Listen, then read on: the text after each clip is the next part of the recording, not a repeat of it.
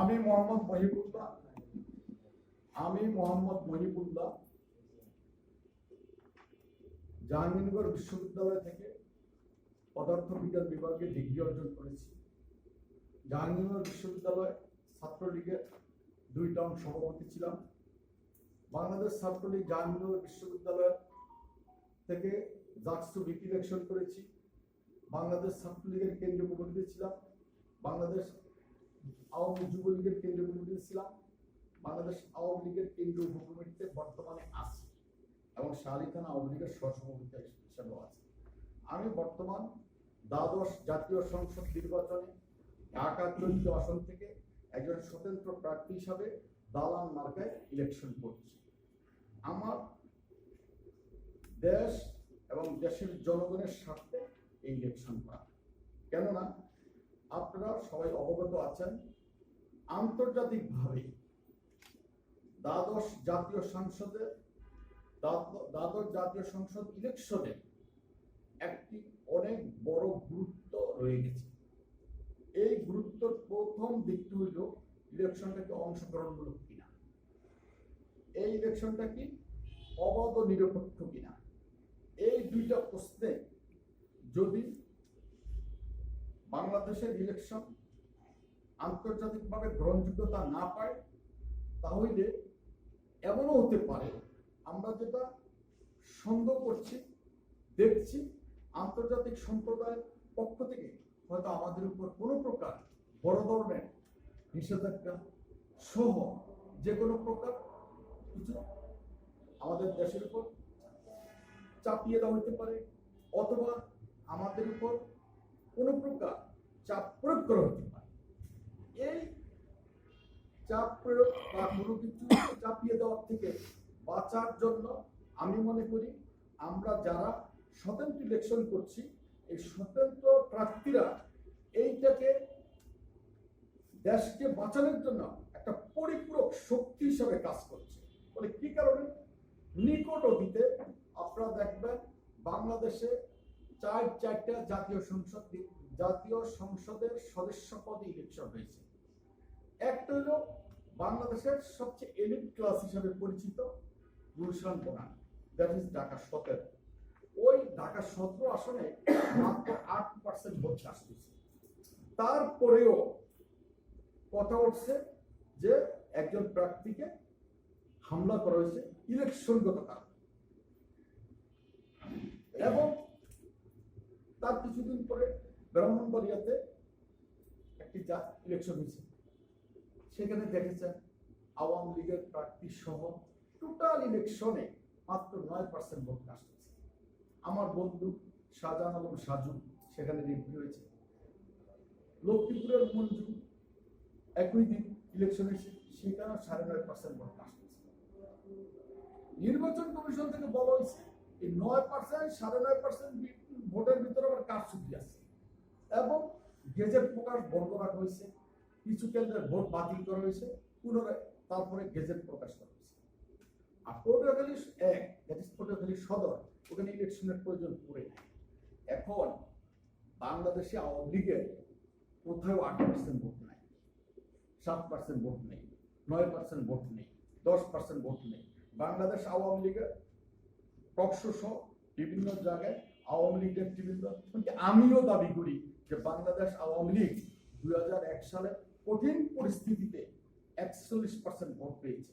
তাহলে এই যে গুলশানে আওয়ামী লীগের প্রার্থী 7% ভোট পাইল, ব্রাহ্মণবাড়িয়াতে 7.5% ভোট পাইল, লক্ষ্মীপুরে 7% ভোট পাইল, তাহলে আওয়ামী লীগের ইলেকশন হচ্ছে, আওয়ামী লীগের প্রার্থী আওয়ামী লীগের প্রার্থী পাচ্ছে না। মূল কারণ হইল মানুষ মনে করতেছে যখন যে আমার ভোট দেওয়ার কোনো প্রয়োজন নেই, আমি না দিলেও আমার প্রার্থী পাস করবো, আমি ভোট না দিলেও আমার দলের লোকই পাস করবে, তখন আর মানুষ ভোটের প্রতি উৎসাহিত হচ্ছে না। ভোটের প্রতি মানুষের একটা নিরুৎসাহী ভাব তৈরি হয়ে গেছে। এই নিরুৎসাহী ভাবটাকে দূর করার জন্যই স্বতন্ত্র প্রার্থীরা এখন মাঠে নামাতে কি হয়েছে, সব জায়গায় একটা ইলেকশনের রমরমা ভাব। এই যে রমরমা ভাবটা, এই রমরমা ভাবটা কিন্তু আওয়ামী লীগের প্রার্থীরা করে নেয়। এই রমরমা ভাবটা তৈরি করেছে স্বতন্ত্র প্রার্থী। এই রমরমা ভাবটার কারণে ইলেকশন অংশগ্রহণমূলক হবে। এই অংশগ্রহণমূলকের দায় পরিপূর্ণ স্বতন্ত্র প্রার্থীরা অবাধ নিরপেক্ষ করার দায়িত্ব নির্বাচন কমিশন এবং সরকার। আমরা আশাবাদী, আমরা প্রত্যাশা করব যে সরকারের পক্ষ থেকে, নির্বাচন কমিশনের পক্ষ থেকে ইলেকশনকে অবাধ নিরপেক্ষ করবে। আমি এইটা বললাম দেশের কথা, আমি কেন ঢাকা 14 আসনের প্রার্থী, এখানে তো দুটো কথা রাখতে পারি। কারণ একটা সুনির্দিষ্ট করে দুটো কথা বলবো। একটা কথা হইল, আপনাদেরকে আমাদেরকে মনে রাখতে হবে, আপনার আমার প্রত্যেকের স্ব এলাকার জাতীয় সংসদ সদস্যের প্রতি একটু নজর দেন। একজন সংসদ সদস্য চাইলে তার এলাকাকে মাদক মুক্ত করতে পারে, তার এলাকাকে কে ছিল জুয়া, চাঁদাবাজি, এই 4টা জিনিস একজন সংসদ সদস্য বন্ধ করতে পারে। দুর্নীতি, ঘুষ এটা অনেক তুচ্ছ ব্যাপার না, আর এটা পুরো দেশের ব্যাপার। 14 আসনের জনগণের কাছে আশা ব্যক্ত কি? আমি শেষ করছি, এই 4টা দেশ বন্ধ করতে পারে। কিন্তু অতীব দুঃখের সহিত জানাইতে হচ্ছে, আমাদের বাংলাদেশের অধিকাংশ এমপি এই কাজটা করছেন না। আপনারা এখনই দেখেন, আমার সঙ্গে আরো কয়েকজন প্রার্থী আছে, তাদের সঙ্গে যারা ইলেকশন ক্যাম্পিং সব বিভিন্ন কার্যক্রমে জড়িত, তারা তাদেরকে নিয়ে ইলেকশন ক্যাম্পিং করতেছে। সমাজের চাঁদাবাজি কারা করতেছে আপনারা প্রত্যেকে জানেন, যে চাঁদাবাজ এখন কোথায়, সমাজের মাদক ব্যবসায় যারা সদস্য তারা এখন কোথায়, সমাজের ক্যাসিনো ব্যবসায়ী এখন কোথায়। এদেরকে সমাজ থেকে না বলে দেওয়ার সময় এখনই। কারণ আপনি হয়তো ভাবতে পারেন যে সাময়িকভাবে আমার এই চাঁদাবাজি, মাদক, ক্যাসিনো, জুয়া নিয়ে মাথা ব্যথা না করলেও চলবে। একটা কথা মনে রাখবেন, পূর্ণাঙ্গ ভাবে চিন্তা করেন, একদিন আপনার সন্তানই মাদকের সঙ্গে জড়িয়ে যেতে পারে, আপনার সন্তানে ক্যাসিনোতে জড়িয়ে যেতে পারে, আপনার সন্তানে চাঁদাবাজির সঙ্গে জড়াবে, আপনার ছেলে সচিব হবে, আপনার ছেলে মেয়র জেনারেল, ব্রিগেডিয়ার, আপনার ছেলে পুলিশের আইনজীবী হবে, আপনার ছেলে ইউনিভার্সিটির টিচার হবে। থিঙ্কিং ওইখানে নেন, থিঙ্কিং ওইখানে চাঁদাবাজি দিবেন না, মাদকাসক্ত হইতে দিবেন না, জুয়ারি হইতে দিবেন না। এইটা করতে গেলে আপনাকে নির্বাচনের সময় আপনার সিদ্ধান্ত নেবে কার দ্বারাই করতে হবে। আমি ঢাকা 14 আসনকে মাদক, ক্যাসিনো, চাঁদাবাজি, জুয়া, এই 4টা জিনিসকে সম্পূর্ণরূপে মুক্ত করার জন্য আমি কেন্দ্রীয় নাম্বার 1। নাম্বার 2 হইল, আমি একজন মুসলমান, আমি মসজিদুল আকবরের সভাপতি, সাধারণ সম্পাদক সহ 13 বছর ছিলাম, চিড়িয়াখানার ঈদগাহ ময়দানে ছিলাম। যখন মসজিদুল আকবরের বড় ধরনের সমস্যা হয়েছে, তখন আমাকে দায়িত্ব নিয়ে মসজিদুল আকবরের একটা পরিপূর্ণ সমাধান অবস্থায় আসতে হয়েছিল। এবং মসজিদুল আকবরের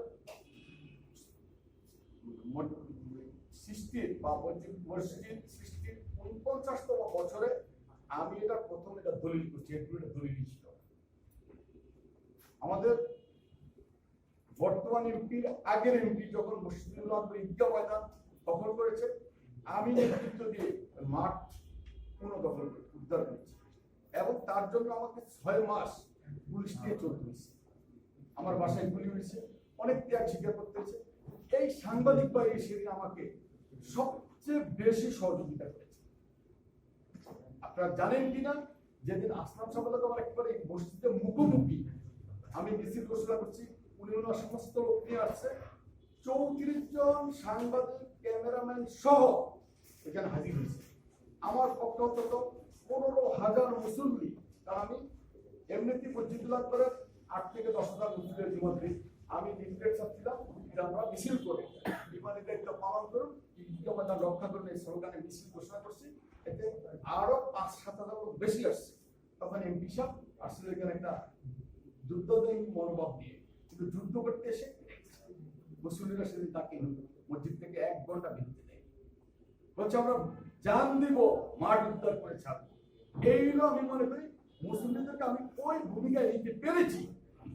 আজকে আমি বলছি আপনাদেরকে নিয়ে আমি এমন একটা পরিবেশ এখানে তৈরি করবো, যে পরিবেশে সমাজ বিশুদ্ধ হবে।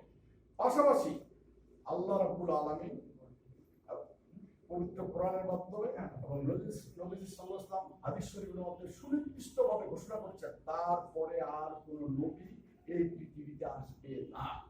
কিন্তু আমরা কি দেখছি, নবী সাল্লাল্লাহু আলাইহি ওয়াসাল্লামের ওফাতের 1250 বছর পরে গোলাম মোহাম্মদ কাদিয়ানী নামক এক ভণ্ড নিজেকে নবী দাবি করছে।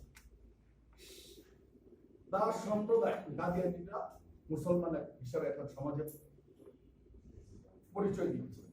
বিনিময়ে আমরা কি করছি? আমরা আমাদের মেয়েদেরকে কাদিয়ানীদের কাছে বিবাহ দিচ্ছি, আমরা আমাদের বোনদেরকে কাদিয়ানীদের কাছে বিবাহ দিচ্ছি, কাদিয়ানীদের মেয়েদেরকে আমরা আমাদের সন্তান আমাদের ভাই আমরা বিবাহ করছি। এতে এই বিবাহটা হারাম হিসাবে মুসলমান ইসলাম ধর্ম হারাম। এই কাদিয়ানীরা এই পৃথিবীতেই বসবাস করবে, এই দেশে বসবাস করবে, কিন্তু মুসলমান হিসাবে না। তারা কাদিয়ানী হিসাবে বসবাস করতে পারবে মুসলমান, যেহেতু কোরআনের পরিপন্থী হাদিসের পরিপন্থী এইটা হইতে দেওয়া যাবে না। আপনি হয়তো বলবেন যে আপনি একটা এমপি 350 জনের দাম কি করবেন? একটা কথা আপনাদেরকে মনে রাখা উচিত, 1949 সালে বর্তমানে বঙ্গবন্ধু শেখ মুজিবুর রহমান হলে 1949 সালে বঙ্গবন্ধু শেখ মুজিবুর রহমান ছিলেন শুধু শেখ মুজিবুর রহমান। আওয়ামী মুসলিম লীগ যখন গঠন করে 65 সাল পর্যন্ত আপনি অনুধাবনই করতে পারে নাই যে এই ব্যক্তির নেতৃত্বে দেশটা স্বাধীন হয়ে যাচ্ছে। 66 সালে 6 দফা দিয়েছে, দেশবাসী অ্যাকসেপ্ট করেছে, 5 বছরের মধ্যে দেশ স্বাধীন হয়ে গেছে। আপনার সাংবাদিক আমার চেয়ে ভালো করে জানেন, ইন্দিরা গান্ধী মারা যাওয়ার পরে যে নির্বাচন হয়েছে বিজেপি মাত্র 2টা সিট পেয়েছে। এই বিজেপি একটা মিথ্যা তত্ত্বের উপর ভিত্তি করে পরের একটা ইলেকশন পরে ক্ষমতায় আসছে। কি তত্ত্ব ছিল? যে যেখানে বাবরি মসজিদ, ওটা বাবরি মসজিদের জায়গা নয়, এটা রাম মন্দিরের জায়গা, এটা মিথ্যা তত্ত্ব। কিন্তু ওইটাকে পুরো ভারত গ্রহণ করেছে এবং ওই যে বিজেপির উত্থান থেকে আজ পর্যন্ত কেউ ঠেকাইতে পারে। আমি বুঝাইতে পারছি, সমাজের মানুষকে যদি যে জিনিসটা চায় সেই জিনিসটার প্রতি যদি মানুষ আসলে আস্থাশীল করা যায় মানুষকে, তাহলে সমাজের যে কোনো পরিবর্তন সম্ভব। এইটি আমার বক্তব্য। আমি এই প্রক্রিয়ায় এই সমাজকে একজন মুসলমানের যা করবে সে মুসলমান তাই করবে, করবে, নামাজ পালন করবে, এটা চাবো। কাজীদেরকে অমুসলিম মুসলমান করতে হবে, আর সকল ধর্মের স্বাধীনতা নিশ্চিত করা হবে। বিদায় নবী সাল্লাল্লাহু আলাইহি ওয়াসাল্লাম সকল ধর্মের স্বাধীনতা নিশ্চিত করে গেছেন। এবার এটি আমার বক্তব্য। কারণ কোনো কথা প্রস্তাব থাকলে করতে পারে। আপনি 14 আসনে স্বতন্ত্র প্রার্থী, ভাই আপনি 14 আসনে স্বতন্ত্র প্রার্থী, এ পর্যন্ত নির্বাচনে প্রচার প্রচারণায় কোথাও বাধার সম্মুখীন হয়েছেন কিনা? আমি সবসময় সুযোগ সুবিধা বেশি হচ্ছে, কেউ কিন্তু কম পাচ্ছে, এরকম কিছু আমার সঙ্গে কিন্তু আমি কোনো বাধার সম্মুখীন হইনি। আপনার 14 আসনে আপনি এমন কোন সমস্যা আইডেন্টিফাই করেছেন কিনা যেটা আপনি ক্ষমতায় আসলে বা আপনি যদি নির্বাচিত হন, যেটা আপনি নিরসনে একদম খুব জোর দিয়ে কাজ করবেন, যে এই সমস্যাগুলো কি কি আপনি আইডেন্টিফাই করেছেন? আমার চারটা কথা। প্রথমই মাদককে না বলতে হবে, ক্যাসিনোকে না বলতে হবে, জুয়াকে না বলতে হবে, চাঁদাবাজিকে না বলতে হবে। প্রথমেই কাজটা করতে হবে। পারলে পুরো বাংলাদেশ না বলা উচিত। আমি পুরো বাংলাদেশে তার কিছু হবো না। 14 আসনের এমপিও ইনশাআল্লাহ যদি আল্লাহ আপনাদেরকে ভোট দিয়ে নির্বাচিত করেন, আল্লাহ কবুল করে, তাহলে 14 আসনের কথা বলে এইটি পদক্ষেপ। আচ্ছা, এখানে আমার একটা প্রশ্ন ছিল যে ইদানিং দেখা যাচ্ছে মিরপুরে অবৈধ হোটেল ব্যবসা অনেকটাই বেড়ে গেছে আর কি, যার দ্বারা অশ্লীলতাও বেড়ে যেতেছে। এই ব্যাপারে আপনি কি বলবেন? এই হোটেল ব্যবসা অশ্লীলতার কথা বলেছেন, যে দেখেন এর পিছনে যাদের মূল দায়িত্ব, হ্যাঁ, এর ভিতরে এমপি সাহেব দায়িত্ব গড়ায়। এখন আপনি কি করবেন সেখানে যে? আমি এইখানেও বাদ হয়ে দাঁড়াবো এবং সর্বাত্মক চেষ্টা করবো এসব অশ্লীল কাজ চলতে দেওয়া যাবে না। আমি একটি প্রশ্ন যুক্ত করতে চাচ্ছি। সাধারণ মানুষের ভাবনা, নির্বাচনের আগে অনেকে প্রতিশ্রুতি দিয়ে যায় যে আমরা মাদক নির্মূল করবো, কিন্তু নির্বাচনের পরে তার কোনোভাবে আর কথা রাখা হয় না। আসলে এটাকে আদৌ এভাবে মুখে বলে যাবে, কাজে করবে কিনা, এই প্রত্যাশা কি বলবেন আপনি? ভালো প্রশ্ন করেছেন, এরকম প্রশ্ন আমি প্রত্যাশা করছিলাম। একটা কথা মনে রাখতে হবে, আমি আমার বক্তব্যে বলে গেছি, আপনারা সম্ভাব্য এমপি হওয়ার মতন ক্যান্ডিডেটদের প্রচার কার্যে যারা অংশগ্রহণ করতেছে তাদের চেহারার দিকে তাকায় এরা কারা, আর আমার প্রচার কার্যে যারা অংশগ্রহণ করতেছে তাদের চেহারার দিকে তাকায়। তখন একটা উত্তর পেয়ে যাবেন। দ্বিতীয়টা উত্তর পাবেন কর্ম দ্বারা, অতীত কর্ম দ্বারা ভবিষ্যৎ চিন্তা করতে হবে। আমি বলেছি মসজিদুল আকবরের খুব দূর দিনে 2006 সালে হাত দিয়েছিলাম। আওয়ামী লীগের নগরের খুব সিনিয়র নেতা, আমি আওয়ামী লীগের নেতা বাধ্য হয়েছি তার বিরুদ্ধে অবস্থান নিয়ে 7 বার থানা ঘেরাও, 270টা দরখাস্ত দিয়েছিল বিভিন্ন ভাবে আমার বিরুদ্ধে, কিন্তু কাজ হয়নি। আমি বলছি এই ব্যাপারে কোনো আপোষ চলবে না। ঈদগাহ ময়দান কোটি কোটি টাকার অফার ছিল, অ্যাকসেপ্ট করি নাই, পুলিশ নিয়ে চলছি। ব্যাঙ্গা বাবু শাহাদাতের নির্মিত শাহাদাতের একটা দৌরত্ব আছে, এটা আপনারা অনেকেই জানেন। শাহাদাতের মূল হিটার ছিল ব্যাঙ্গা বাবু, দৈনিক 20টা কমপক্ষে 20টা টেলিফোন করত, তো এক চুল পরিমাণ ছাড় নেই। বাসায় গুলি হয়েছে, পুলিশ নিয়ে চলছি, কিন্তু মাঠকে হত্যা করে দিয়েছে। সুতরাং আপনারা অতীত কর্মে বিবেচনা করবেন যে আমাদের কিছু সম্ভব।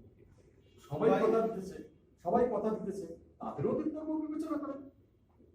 কেউ পাপিয়ার গডফাদার হইয়া পাপিয়ার গডফাদার দিয়ে যদি আপনি মনে করেন যে সমাজ বিশুদ্ধ করে ফেলবেন, আপনি কেসিনো ব্যবসায়ী দিয়ে সমাজ বিশুদ্ধ করে ফেলবেন, মর্দক মাতাল দিয়ে সমাজ বিশুদ্ধ করে ফেলবেন, তো আপনিই তো ভুল করতেছেন। আগে আপনাকে সিদ্ধান্ত নিতে হবে আপনি কি চাচ্ছেন। ভাই নির্বাচনে জয়ী হওয়ার সম্ভাবনা কত পার্সেন্ট বলে আপনি মনে করেন? আমি একটা ব্যাপার বুঝতেছি, সেটা হলো যদি একটা নীরব নিরীহ মানুষ, সমাজের তো একটা বিশাল শ্রেণীর মানুষ নিজেকে নিরীহ মনে করে, ভালো মানুষের সংখ্যা এখন কিন্তু সমাজে আমার দৃষ্টিতে পার্সেন্টেজ অনেক বেশি, এখনো মাইনরিটি না ভালো মানুষের সংখ্যা। কারণ তারা আসলে ভোট দিতে যদি যায় তাহলে আমার দৃঢ় বিশ্বাস আমি বিপুল পার্টি ভোটকে নির্বাচন করব। আর যদি তারা না যায়, কারণ আমি ডান্ডা গুন্ডা এই ক্যাটাগরি রাজনীতি মিরপুরে করি নাই। দীর্ঘ 15 বছর আওয়ামী লীগ একটা না ক্ষমতায়, আমি একটা চান্দাবাজির মামলা, একটা দুর্নীতির মামলা আমাকে কাউ দায়িত্ব করে না, কোনো প্রকার অশ্লীল কাজের সঙ্গে আমি জড়িত না। সুতরাং আমাকে ভোট দিলে ভালো মানুষই দিব, আর ভালো মানুষ তো যাইতে হইব, যদি যাই দিব পাবো, নাহলে ফেল করবো। সাধারণ ভোটারদের প্রতি আপনার মেসেজটা কি? সাধারণ জনগণ যারা একটাই মেসেজ, আপনারা কোনো প্রকার মাদক, চাঁদাবাজি, ক্যাসিনো, মদ, মাতা এদেরকে সুযোগ দিবেন না। মনে রাখতে হবে আপনার সন্তান সহ এই দেশের দায়িত্ব সঙ্গে আপনি পুরোপুরি ভাবে জড়িত। আপনার দেশকে বাঁচাইতে হইলে, আপনার সন্তানদেরকে বাঁচাইতে হইলে এই মাদক ব্যবসায়ী সহযোগী, ক্যাসিনো ব্যবসায়ী সহযোগী, জুয়ারি, চাঁদাবাজ এদেরকে এই নির্বাচনের মাধ্যমে না বলতে হবে। কেননা হইতে পারে আপনি আওয়ামী লীগের, আমিও তো আওয়ামী লীগের, আমি নেত্রী অনুমতি দিয়েছি দিকে তো আপনি ইলেকশন করছি। আপনি হয়তো বলবেন যে ভাই আপনি নৌকা নিয়ে তার টাকা, নৌকা তো একটা, নৌকার ক্যান্ডিডেট একজনই হবে, এরকম দালানের ক্যান্ডিডেট একজনই হবে, দালানের ক্যান্ডিডেট 5 জন হবে নাকি? সুতরাং এই নির্বাচনে মানুষ বিশুদ্ধতা বুঝতে সুযোগ পাইছে, মানুষ সঠিক লোকটাকে বেছে নেওয়ার সুযোগ পেয়েছে। আমি তাদের কাছে আশা করব সঠিক লোকটা তারা বেছে নেবে। আমি এটা শেষ প্রশ্ন করছি।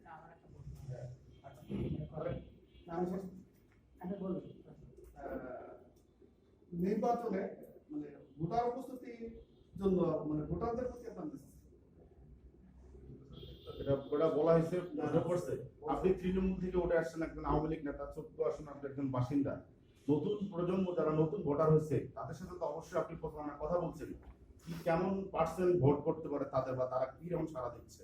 আমার কাছে মেসেজটা ঠিক এরকম, যে কথাটা বলছি, ইয়াং জেনারেশন সহ আমার কাছে মনে হচ্ছে যে 50% আশপাশ ভোট কাস্ট হবে। কি কারণে? আমরা যে যত কথাই বলি নর্মালি কাস্টের 65 থেকে 66, 67, 70% ভোট খুব কম বাংলাদেশে কাস্ট হয়, খুব কম। আর 5 বছর পরে মানুষ একটা নির্বাচন পায়। এই নির্বাচনে মানুষ একটু উৎস সুন্দর পরিবেশে যদি সুযোগ পায় ভোট দিবে না, এটা আমার মনে হয়। ভোট দিতে গিয়ে যদি বাধা সৃষ্টি হয় বা যদি আপনাদের নৌকার প্রতীক যারা নিয়ে নির্বাচন করতেছে তারা যদি স্বতন্ত্র প্রার্থীকে যদি বাধা দেয় তখন আপনারা কি করবেন? প্রথমত আমরা স্বতন্ত্র প্রার্থীকে যদি বাধা দেয়, আমরা আমাদের অবস্থান থেকে প্রতিবাদ আন্দোলন করবো। যে একটা কথা মনে রাখতে হবে, যদি এরকম কিছু ঘটে কোনো পদক্ষেপ নেবেন কিনা? অবশ্যই দিব। যদি একটা এরকম কিছু ঘটে তাহলে আমার মনে হয় দেশের পায়ে কুড়াল মারা হবে। এটাই। আচ্ছা, এই বর্তমানে এই ক্যাডার ভিত্তিক রাজনীতি ও এই ক্যাডার ভিত্তিক রাজনীতি ও এই নেতাকর্মী সম্পর্কে আপনার মানে মতামতটা কি ইলেকশন নিয়ে? ক্যাডারের সংজ্ঞা হয় অনেক রকম। জি, বিসিএস পরীক্ষায় যারা বিসিএস পরীক্ষা উত্তীর্ণ হয় তাদেরকেও ক্যাডার বলে, আবার চাঁদাবাজিতে যারা উন্নীত মানে করে বেড়ায় তারাও ক্যাডার। এখন আপনি যদি কোন ক্যাডারে বলছেন স্পষ্ট করতে, তাহলে আমি মন্তব্য করব। প্রশ্ন হয়নি। ভাই, আগামী 7 তারিখে যে দ্বাদশ জাতীয় সংসদ নির্বাচন হতে যাচ্ছে, এই নির্বাচনটা আপনার বিশ্ব বহির্বিশ্ব তাকিয়ে আছে এবং আওয়ামী লীগের পক্ষ থেকে বলা হচ্ছে সুষ্ঠু আর নিরপেক্ষ নির্বাচন হবে, যেখানে আপনাদের কোনো প্রতিদ্বন্দ্বী নেই। আমি মনে করি যে সাধারণ জনগণ বলতেছে যে এখানে আওয়ামী লীগের অঙ্গ সংগঠন এবং আওয়ামী লীগ থেকে সমস্ত নেতৃবৃন্দকে নমিনেশন দেওয়া হয়েছে। তাহলে এই নির্বাচনটাকে যেখানে কোনো পদক্ষেপ বা আপনাদের কোনো প্রতিদ্বন্দ্বী নেই, সেই নির্বাচন কতটুকু সুস্থ হবে এবং জাতি এই নির্বাচনটাকে বিবেচনা বা বিশ্বাস করে বা জাতি এটা গ্রহণযোগ্যতা আসবে, সেই বিষয়ে আপনার মন্তব্যটা কি? চমৎকার প্রশ্নের উত্তর দিয়েই তো আমাকে এখানে ডাকছেন কি জন্য, যদি আমি প্রতিদ্বন্দ্বী প্রার্থী না হই। মন্তব্য ডাকাটাই ভুলেছি, কারণ আমি তো নৌকার প্রার্থী না। আপনারা আমাকে প্রতিদ্বন্দ্বী ভাবছেন না, কিন্তু আমাকে নাম আপনি নৌকার প্রার্থী না, কিন্তু অঙ্গ সংগঠনের লোক, অঙ্গ সংগঠনের আমাকে তো অঙ্গ সংগঠন নমিনেশন দেয় নাই। আমি স্বতন্ত্র প্রার্থী মানি, আমি আওয়ামী লীগের থেকে কোনো সুনির্দিষ্ট নমিনেশন পাইনি। জি জি। আমি আমার অবস্থান থেকে স্পষ্ট করছি, আমি স্বতন্ত্র প্রার্থী হিসেবে ইলেকশন করছি। বাট জাতি অ্যাকসেপ্ট করবে তখনই, আপনি যে প্রশ্ন করছেন, যদি যত পার্সেন্ট ভোটই যায় ওরও, যদি এই নির্বাচনে মানুষ ভোট দিতে গিয়ে সুন্দরভাবে ভোট দিতে পারে এবং সে ভোটটা অবাধ ও নিরপেক্ষ হয়, তাহলে পার্সেন্টেজ ভালো পার্সেন্টেজ হবে আমার প্রত্যাশা, এবং সেটা জাতীয় অ্যাকসেপ্ট করবে, আন্তর্জাতিক বিশ্ব অ্যাকসেপ্ট করবে। এটি আমার মানে আমরা সেই জায়গায় চলে আসছি। আমরা প্রশ্নের দরকার নেই। শেষ প্রশ্ন, আগামী 7 তারিখের নির্বাচন অবাধ সুন্দর নির্বাচনের জন্য আপনি প্রার্থী সদস্য প্রার্থী হিসেবে নির্বাচন কমিশন, প্রশাসন এবং গণমাধ্যমের কাছে কি প্রত্যাশা? আমি নির্বাচন কমিশন এবং সরকারের কাছে কি প্রত্যাশা করি সেটা আমি আমার বক্তব্যে স্পষ্ট করেছি। আর আপনাদেরকে আমি প্রথমেই বলেছি, জাতির মুখপাত্র, জাতির একটা পার্টির মুখপাত্র যেমন পার্টিকে উপস্থাপন করে, আপনার যেমন এই একটা আপনাদের একটা সংগঠন, সংগঠনে আপনাদের মুখপাত্র আছে, মুখপাত্র সংগঠনটাকে উপস্থাপন করে। যেহেতু আপনারা সাংবাদিক ভাইরা জাতির মুখপাত্র, জাতিকে উপস্থাপন করবেন, এমন ভাবে উপস্থাপন করবেন যাতে কেউ চাইলেও এখানে কোনো প্রকার অবৈধ দুর্নীতি কারচুপি কোনো কিছু না করতে পারে। এক দ্বিতীয় কথা হলো, আপনার কেমন জাতি চাচ্ছেন, আপনার কেমন ভবিষ্যৎ চাচ্ছেন, এরকম প্রার্থীর পক্ষে প্রচারণা করবে, এইটা আমার ধন্যবাদ ধন্যবাদ ধন্যবাদ।